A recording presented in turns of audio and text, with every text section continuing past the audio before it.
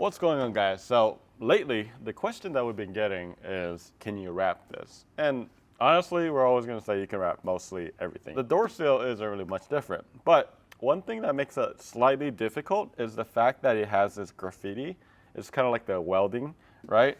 That kind of goes through, and it's a little bit more complex. So we're gonna show you how we would wrap this using a few tools that we got from our friends at Roller Pro. So let's go ahead and get started. So we've already kind of cleaned this off. And I think before we kind of wrap this, I think some of you guys are gonna ask me like, why would you wrap this? The first reason, and the obvious reason, is to protect it. The second, I think, obvious reason is to make it look slightly different. So some of you may have the newer tactical gray. So I have a gloss rock gray from Avery Denizen that I think will look really good with that interior, right? So those are the two reasons, but you can see based on that protection, my mat that came with the Cybertruck was sitting right here, and it kind of damaged parts of it. So in this video, we're actually going to show you in two different segments. The first one is actually going to be vinyl, and then the second one is going to be in PPS. And we're going to go ahead and cut a segment right here. All right, here we go. So I don't need all this material, so I'm just going to clean it up just a little bit more. So the way this works is it's this foamy material, and it's so nice to hold. This is actually used in rivets. So when people wrap, vans, trucks, or fan buses and stuff like that, they squeegee all the way to the rivets, and rivets are kind of hard. And then they create a channel, an air channel, so that when they roll it down, all that air releases to the exit point. So that's kind of the concept. So I'll kind of show you how that would work on this door sill. So again, this is Avery Denizen gloss rock gray. So I'm gonna go ahead and just gently just place it. And then what we're gonna do is we're gonna use a wrap glove, okay, to just kind of go all the way. And I did not clean this very well, but it's okay. And then once I created this channel, I got to do it for the other side as well.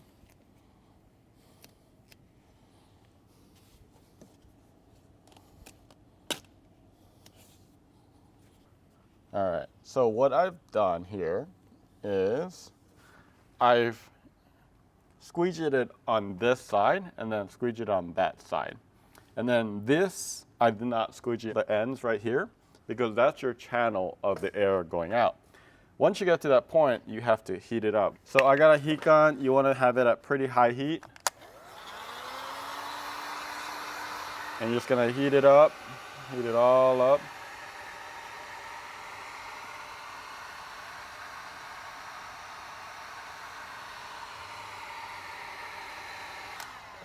And then from here on out, you can actually exit all of that out. And look at that, just like that, magic. This tool is unbelievable. So then, of course, afterwards, you would actually cut it. So you would just create this line, get under it like this, and then do a little cut. And then you would make all the other cuts as well. And I'm just gonna show you, I don't have to cut everything, but you can see this is what it'll look like. I think it looks really good. It's protected. Vinyl isn't necessarily a protective film. However, it does create a protection because it's still a barrier between the actual door sill and your feet. So it's still protective in a way, just not as protective as paint protection film. If you don't have this, you can still do it. Let me just see if I could like release it, but you would pretty much use like a hand glove, and you can see it just gets really harder, much harder, because it's not like this foam where you can kind of grab all of it at the same time. It's a nice like almost 2-inch base. Your finger is only like a 1-inch, so then you might create wrinkles here and there. So it definitely is harder without that tool, but you can definitely use heat, work your way a little bit by little bit. The wrap glove is going to be your best friend. The squeegee is not really the best one to use for this because when you go through this, it'll leave bubbles in all these different areas as well. So let's go ahead and rip this off. that was fun. And now we're gonna change to paint protection film. So let's go ahead and soap it up. And in today's video, I have carbon fiber paint protection film. And this is by CoverGuard. They're a fairly new company, but I really do like the pattern that they have, and it's ultra glossy. So it kind of have that really, really wet look for those of you that really like carbon fiber.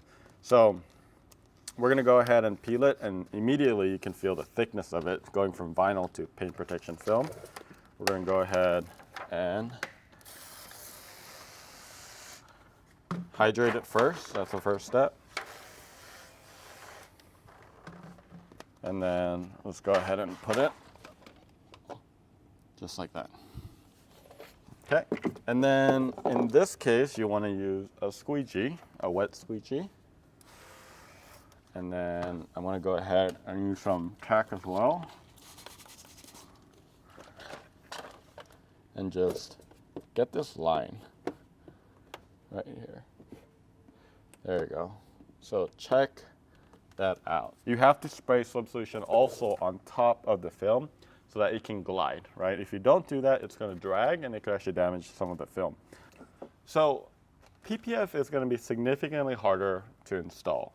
It's a lot harder when it's raised edge like this. So typically that's the reason why we also remove like emblems and things like that whenever we do PPF, and even for vinyl. But as you can see, I can use a normal squeegee like this. And what's actually happening is that this is flat, this is not, it's raised edge. So it's missing a lot of that, and it's creating a lot of pockets of air or bubbles in between all those areas. So actually, even for this, first of all, you want to use a lot more tack, and we're going to flush all of this out. Okay, so we're going to flush some of the soap out. And actually, I'm going to just leave that. And you could also use a roller, and this will definitely do a lot better.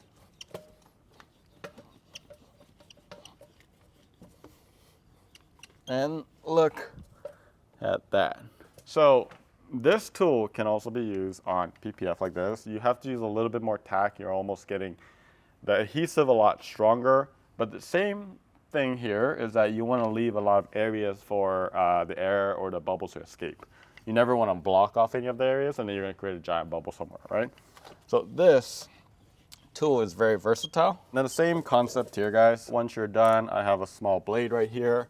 I find my point.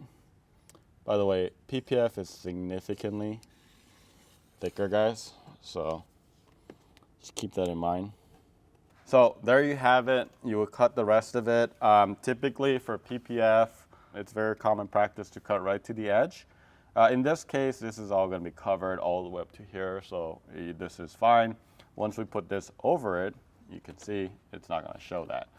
But certain things like here, you can still cut a little bit excess and then tuck it under. Same thing with the bottom. This is actually pretty floating, and you can get underneath that as well. So we like to let it completely dry, then we cut it, and then we could clean it up. So what do you guys think? Do you like paint protection film, or do you like vinyl? I think vinyl is completely, to be honest, it's going to be a lot easier. It's going to be cheaper.